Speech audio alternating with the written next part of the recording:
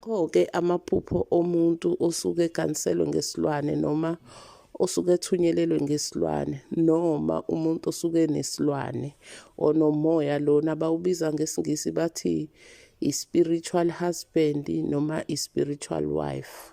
Lo muntu lona uvame ukuthi abe namaphupho amabi kakhulu. Uphupha izinto ezifana nezithunzi zimlandela, uphuphe ejahwa yizithunzi. Uba umuntu futhi ojwayele ukuthi aphuphe ngisho embhedeni wakhe kube ngazuthi kukhona umuntu olele naye embhedeni noma kukhona isilwane noma isithunzi esisuke sisembhedeni wakhe, abe umuntu othukelayo kakhulu.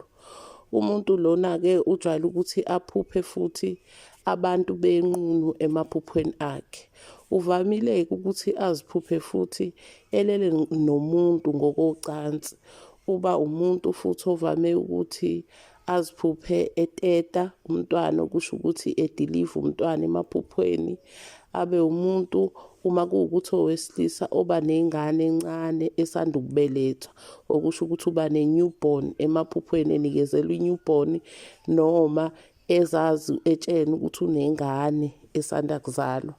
Uba umuntu othi umuntu wesifazane aziphuphe encelisa ingane, engazuthi uncelisa ingane, lokhu abakubiza ngokuthi breastfeeding ngesiNgisi.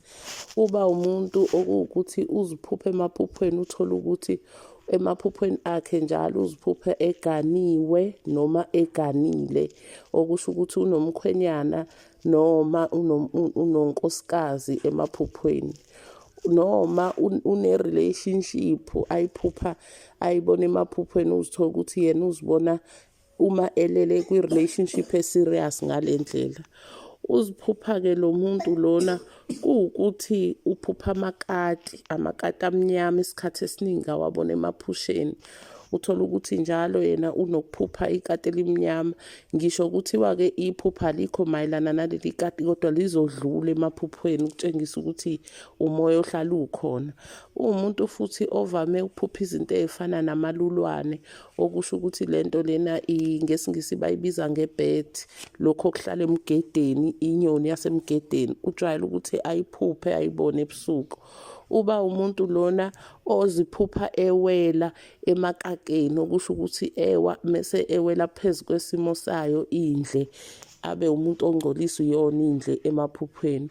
Uba umuntu lona ojwayele ukuthi aphuphe lana eshelwa noma aphuphe lana eshela, okusho ukuthi bemprophoza uthando emaphuphweni noma yena eprophoza uthando.